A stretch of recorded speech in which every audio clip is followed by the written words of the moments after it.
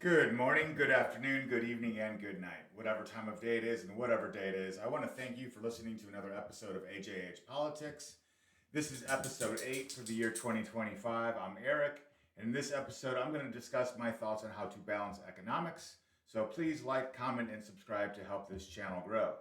First, I do want to apologize for the awful production value as well as my dog making noises in the background, any of the ums or likes or awkward pauses that I do. I will do my best maybe to try to improve the audio this time. And this video will actually get broken up into chapters. Um, so let's get started on chapter 1. I'll remind people that this is an 18 plus audience because we're talking about politics. This is for people of voting age. Although I don't think this is going to involve any foul language or hot takes, but I make no promises.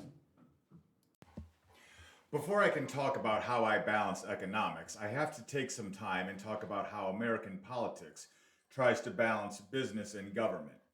Here you can see the visual of a balancing seesaw with the people being the fulcrum. Having the people as the fulcrum is symbolically important. One, no matter how big or how small the fulcrum is, it has no effect on the balance. Two, regardless of how big or small business or the government get, the fulcrum, the people, are responsible for supporting both loads. I'll start with the assumption that business is evil.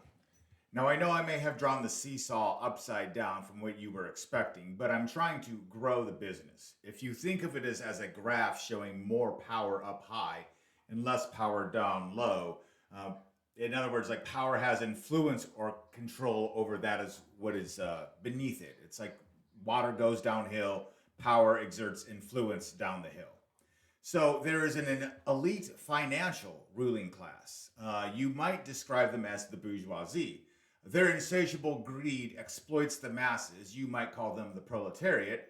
And no one is strong enough to stop the elites, not even the government. Thus, a new power must emerge. A democratic revolt where the majority take from the minority. And there you see Lenin leading the people to sweep away the farmers, the manufacturers, the bankers, the royals, the priesthood, to lead the average Joe into equity. If we pause for a moment to think of American history, especially during the Industrial Revolution between 1865 and 1914, we can appreciate the enormity of the nameless coal miners who helped build America, while the names of Rockefeller, Carnegie, or Ford continue to live on. We can also reflect on how FDR's New Deal was so enticing to a downtrodden population looking for help from an outside source. For a quick visual of the Marxist mind, they see a few elites, 1, 2, 3, 4, and 5, and the masses, the plebs, 1, 2, 3, all the way up to 100. Now, there's only so much goods and services in the world. Let's say 10,000 units of capital. Dollars, doesn't really matter. And let's say you need $20 to survive. The ruling class could divvy out $30 to each pleb. You know, even keep them happy. And still keep $1,400 each. And that distribution can be seen as being unfair, especially by the plebs. What Marxists fail to realize is that this scenario does not describe capitalism.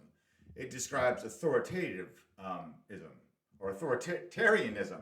Any ruling class, be it religious or political or financial or military, will always be the source of corruption because it is the source of the power. It is the elites who decide how to divvy things up. So, we just changed the name from financial ruling class to political ruling class. So now we have Lenin 1, 2, 3, 4, and 5, and let's say 105 plebs.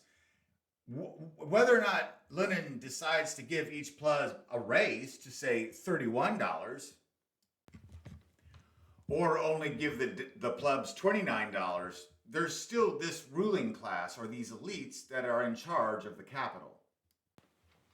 Regardless of altruistic promises, whether it's from Lenin or AOC or Bernie Sanders, things never end up getting divvied up equally, because you are absolutely 100% inviting corruption into this sort of system. It's why Bernie Sanders can literally and truthfully call himself a socialist and simultaneously believe that he deserves to fly privately and that you don't, because he does believe that he is a superior person. And the people that vote for him inherently simultaneously see him as a superior person, as in they just see him having the sort of strength to take on an evil that they cannot fight against. And so they will surrender power to him because they just see him as their champion, using the power that they give him to do the things that they want them to do. And it's, the bad guy's fault for why he's not succeeding or something like that. This is my opinion as a description of what a Marxist kind of in general always perceives any sort of problem. They always assume that it's the business that is the evil thing and that the government is the knight in shining armor. I'm not arguing for this. I'm not necessarily arguing against it.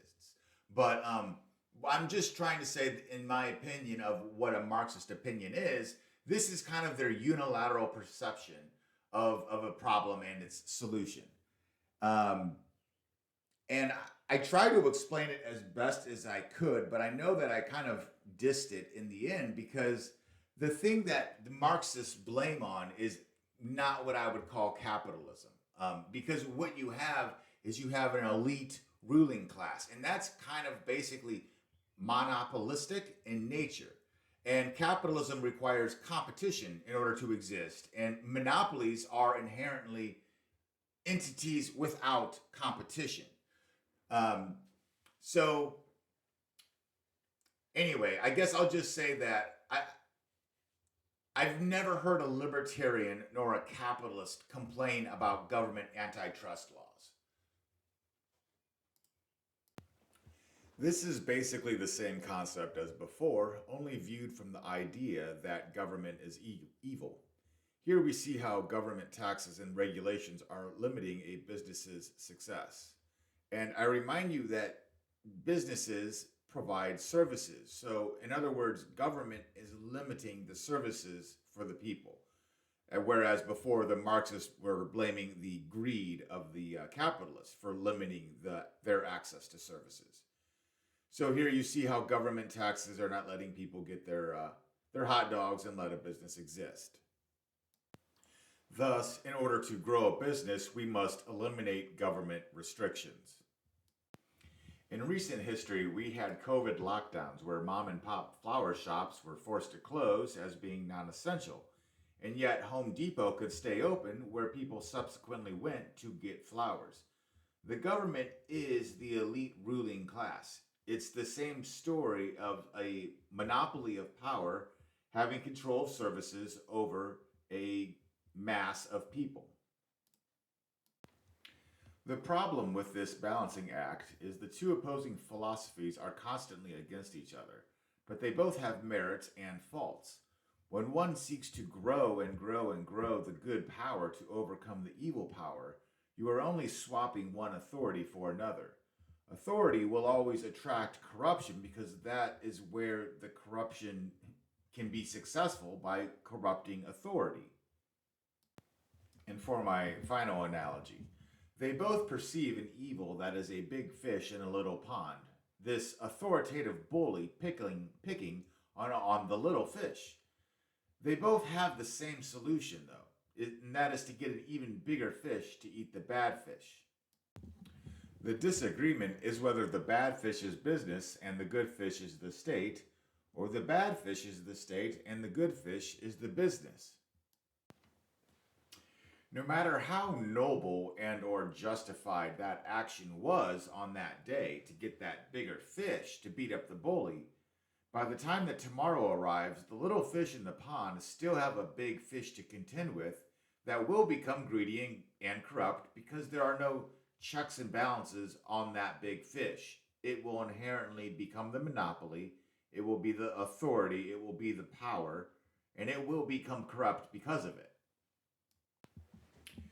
Finally, in chapter 4, we can really get into what I want to start talking about. I'm trying to find a better way to balance this equation by using a trinity, something with checks and balances. So feel free to pause the video and think of your three balancing powers for a society's economies. Now, this worksheet is going to get filled out even more in the next few minutes, so if you want to play along with pencil and paper, you can do that too. Especially if you would like to put your answers in the comments below. It would really help the channel grow. Furthermore, as I show my answers, I'm not trying to say that I'm correct. I'm just showing you answers that I came up with. I also want to acknowledge that as you fill out this worksheet, you can fill it out in a way that you think is realistic to how things actually are, or you can fill it out according to a hypothesis as to what you want it to be like. So don't worry about being correct. It's really just a thought exercise, not a test. I should also state that I'm completing my triangle under the assumption of a democratic representative government like the United States of America. I'm also thinking about it in terms of luxury goods as well as in a capitalist economy. Now, in the last chapter, I don't think I used the word laissez-faire capitalism, well, which I learned was like a French term meaning like without government or something like that. It's this sort of like totally free capitalist society, and the concern from people that don't like that idea is that it creates monopolies. So I'm going to assume that my capitalism, even though it's capitalism, has some sort of, it's not laissez-faire capitalism. There's some sort of antitrust laws going on. And speaking of luxury goods as opposed to necessities, so like fresh drinking water is a necessity. And so if there was only one entity providing that fresh water, like the city tap, that would be a monopoly and not capitalism. And so even if we were to think of fresh water, so you can do this exercise even with fresh water as a luxury, because even within our own reality right now, we can think about getting water from the tap, or you can get bottled water from a variety of companies, Aquafina, Dasani, Fiji, and so on. So let's get ready here, and hopefully you got that paper. We're going to get started here in 3, 2, 1. This is what I came up with. And maybe it's no surprise that I used the same three entities from the seesaw, only we're balancing between all three right now. So we have people, which I commented on as being either a civilian or a consumer. And we also have your business, which is like can also be thought of as your business owner. It just kind of depends on how you see it. Like, is it the body corporate Amazon, or is it Jeff Bezos? That being one node of the triangle. And lastly, we also have the government, which I also call the auditors, but more on that later. But that node is the officiating state. Now, I don't know which three you thought of. These answers seem somewhat self-evident to me, but like I said, I'm not saying that I'm right. It's just, I don't know what else I could write down. Perhaps you wrote down something like executive, judicial, and legislative branches of how to use a balanced, check and balance government in capitalism, and that's fine. You can do whatever you want, but I do perceive those three branches as really being just the state. They all exist within that one particular node in my diagram, because they were also just one particular side of the seesaw argument that I started this video with. I'm going to interject right here, hopefully quickly. I had this conversation about this with someone at a local political cafe, and they didn't really do the homework because I really wanted to hear what some of their ideas were. So it was mostly me talking about my idea and then them kind of challenging me on it. And one of the branches that they came up with was the worker. And again, from a very left perspective, you could see how a worker might be being exploited by a business. But to me, I didn't include that because to me, the worker is functioning as the business. Even if it's some nameless truck driver for Amazon, John Smith is still functioning as the business during that part. Now, if John Smith is also on the local city council, he might be a part of the government. If John Smith is voting and buying McDonald's, he's being a consumer and a civilian. But as a truck driver, he is being more or less a part of the business. And so I just wanted to interject that there. Regardless of what you wrote down, I'd like you to define two strengths and two weaknesses for each node. Now, you could identify one strength and one weakness for each opposing node from the perspective of the node you are considering. For instance, for the people, you can think about how a consumer could be strong or weak against business, and you can think of how a civilian could be strong or weak against the government. So pause the video if you need to, but here's my answers. I did think both realistically and optimistically about the strengths and weaknesses that I wrote down. Now that we have identified strengths and weaknesses, we can figure out how these strengths and weaknesses can be used to exert control over an opposing node. So I have drawn arrows, a set of 3, which shows going around clockwise, and counterclockwise, there should be a little arrow at the end there. Try to sort of show where the force is coming. So again, pause if you need to, but try to figure out how node A might can control node B, or how node B might control node A, and go ahead and go around the circle. And just like that, there's my answers. Now, your answers can be all sorts of different, and again, I am generally curious what other people might think of. So please go ahead and comment down below. But in this next chapter here, I'm really going to dive in deep and start explaining some of my answers. For those of you who are just listening and can't actually see what my answers were, as I was trying to explain these 3 forces on economics. So the node civilian consumer is meant to be the people, the average Joe, the plebs, the proletariat, whatever you want to call it. I know I already had some edited audio from earlier where I talked about a conversation I had with someone, and she thought of them as being the workers. And, that's kind of fine. But still the concept of the masses is relevant. And in this scenario, we do have to think about the certain power that they do have.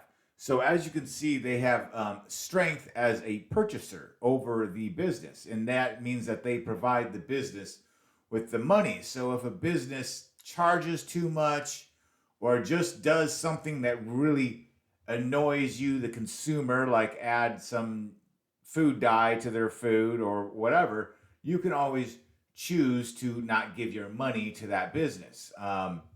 Likewise, the civilian or the consumer has power over the government by voting that in. Now, we can also kind of see how the consumer is weak. They're a victim of fraud.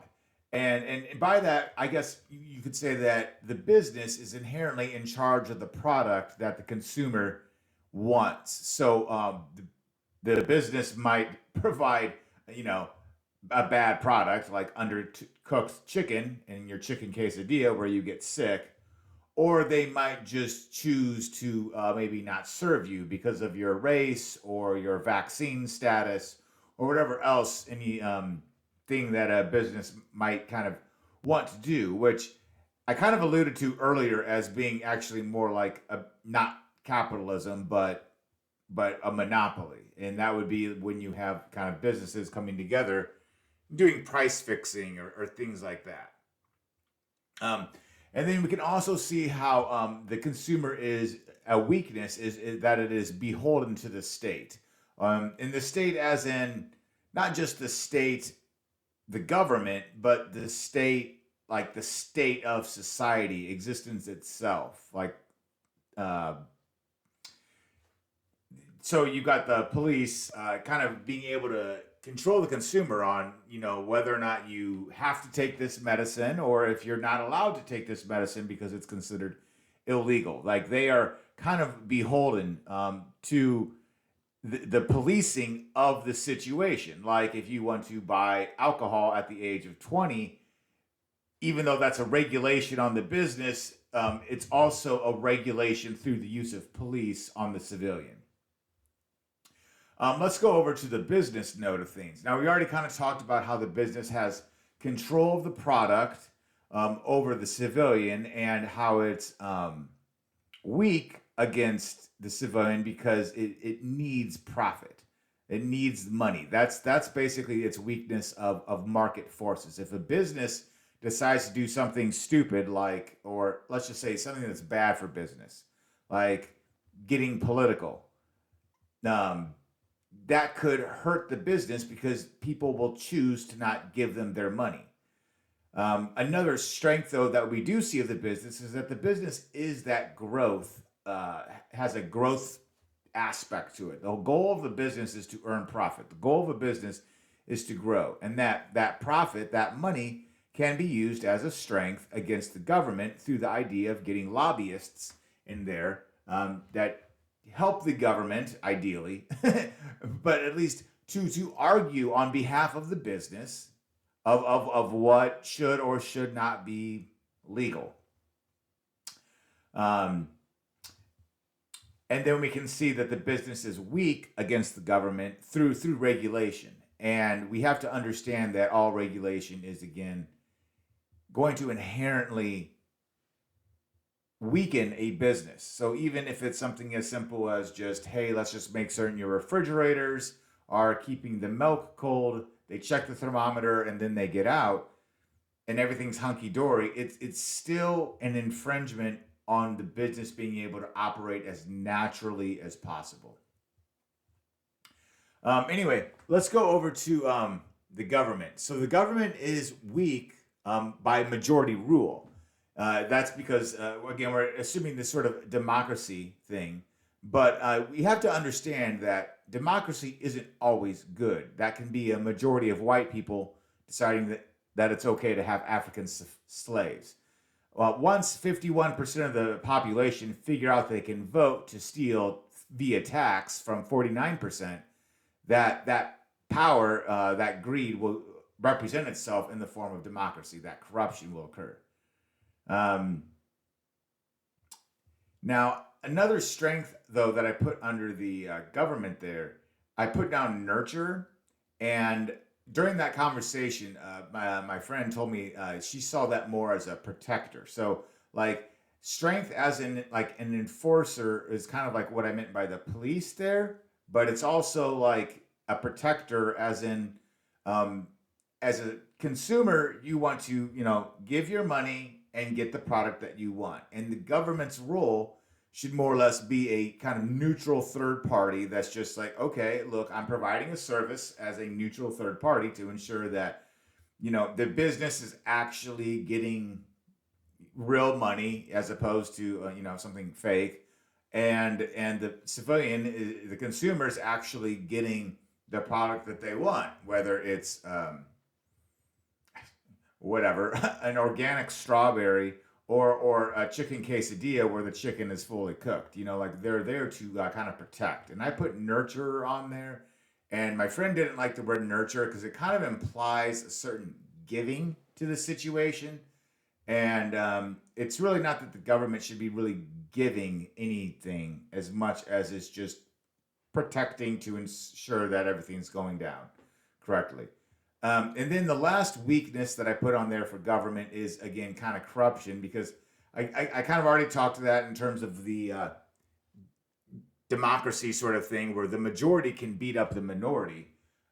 There's this, and this could just be my bias based off of my opinions on the current situation, but it does seem like the government is just so and utterly prone to corruption because for the business as a weakness, they have the market forces. If you mess up your business fails. But government doesn't fail. It just simply always exists. And so,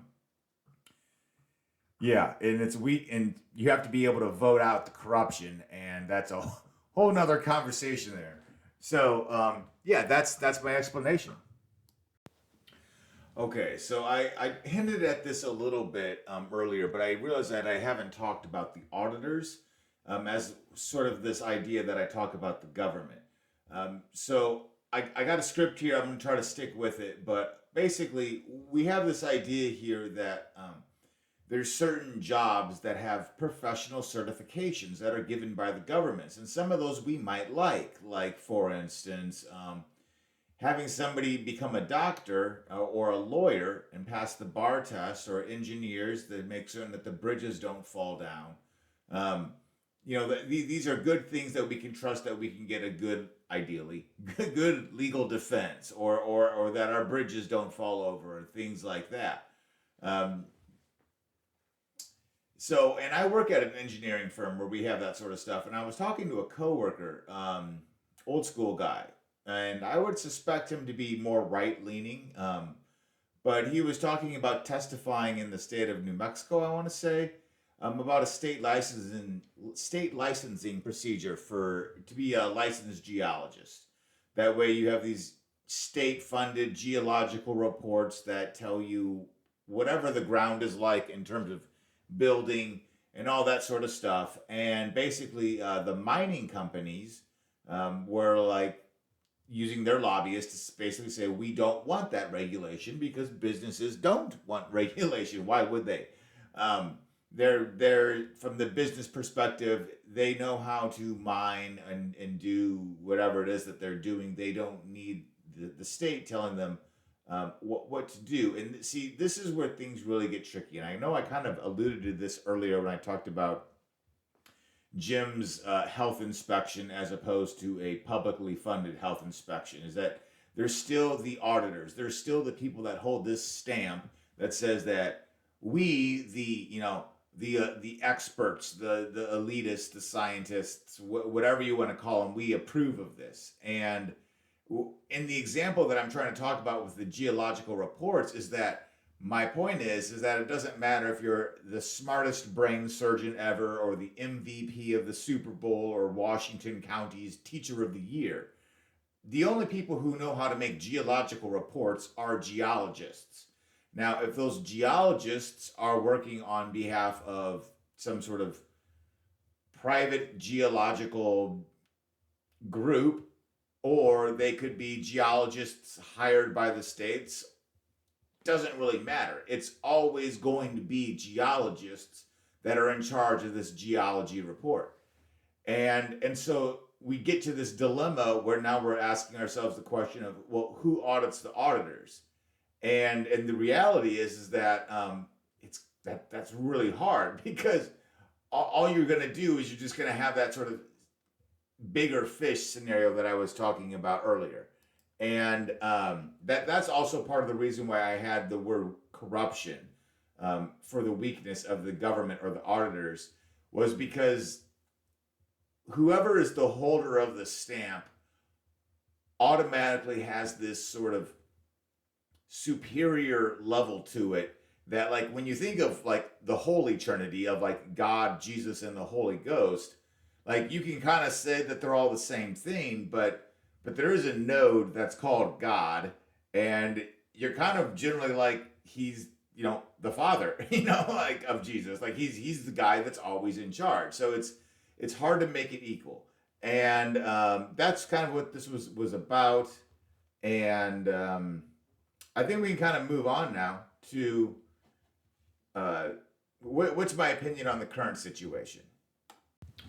I've redrawn the triangle, this time with a 3D element to represent what is, in my opinion, the current situation. You can see that the government node has been moved to the top of the screen, and three-dimensionally it is at the highest elevation. In other words, the most powerful node. I'll show also a little bit of a vertical element to the business side of things, as I do believe that concepts like big pharma, big tech, big agriculture, BlackRock, even big union, because union, if you think about a union, what does it represent? Is workers. And what do I think of workers? I think of workers as being part of the business. So unions are really representing the business. And these big international corporations, they all have too much power, in my opinion. Now it's time for the fun part. So let's add our cheat sheet to the problem and see how we balance this three-way equation. The greatest inequality is the government's control over the people. So to balance that inequality, the people need to vote. Now, I don't just mean the usual trope of get out the vote. Rather, the people must successfully vote in representation that controls the government in a manner that benefits the people. And frankly, the duopoly and society's obsession with tribalism is making that voting process less and less optimal as a solution. So I do believe in third party solutions and concepts like ballot restriction, ballot access, voter restriction. That's part of the problem. On the same side of the triangle, we also do see the police. And now remember, the police or these enforcers of legislation can always be bad at their jobs. Like they can just, the county sheriff can more or less politely say, I'm not going to, enforce that unless you get the state or the federal agency to go into that county or that municipality to enforce the laws. Really, the local sheriff is inherently in charge of everything. So it's like if the cops don't want to shut down a hairdresser during a COVID lockdown, it doesn't really matter what the state house or the governor say is going to happen. The cops can also restrict government power, even though they are inherently a part of the government. But like I said before, they're also still people that are a part of the society. On the right side of the drawing, we see that lobbyists should be working with the government to reduce the regulations that need loosening in order for the business to better provide services or product to the people. Now, some people might not like this pro-lobbyist stance, and I'm not saying I'm blindly pro-lobbyists.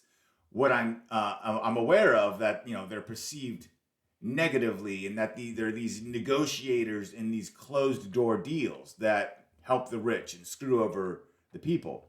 But that's not what an effective lobbyist would be doing. The business needs the customer because the customer is the source of money.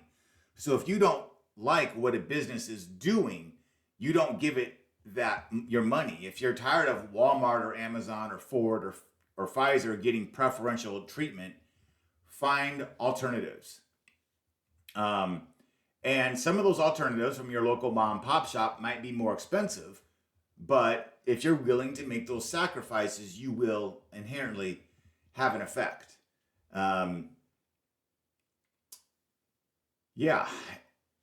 So that's kind of how the people can conquer both the business, and I talked about how the people can get more power from the government. I talked about how the government can enforce less power over the people, how the government can enforce less power over the business, and how the business can get some of that power back from the government, all based off of this whole big exercise that I've been doing. All right, so on to my outro. Obviously, it's been a few days since I first started making this video. In fact, it's June 22nd right now. So I'll probably just release the whole thing in my prototypical half-assed sort of way. If you made it this far, thank you. If there's anything you ever want to see me cover or ask questions of me, you always can. As far as what's coming up next month, not entirely certain. There is local Topeka, Kansas City Council stuff going on, and I'm probably going to pay attention to some of that. And maybe I'll make a video on that or something else, who knows. Like I said, we are up to June here. My goal was to release at least one video a month this year. So we're at the halfway point, or we're just now crossing it, whatever you want to say. And I've actually put out, this is my 8th video, I guess, for this season, although I did release one in December. Doesn't really matter. I don't think I really have much else to say other than hopefully you kind of understood what it was that I was trying to do there, with the idea of trying to create a three-force solution to a problem, and then by understanding what those forces are, by understanding what those checks and balances are, then, and their strengths and weaknesses with those checks and balances, then I can kind of take all of that and put it onto what is my current opinion of the situation, and then be like, hey, guys, there are solutions to this. This is how we have to kind of think about what it is that we want. So anyway, I think that'll do it. Thanks. Bye.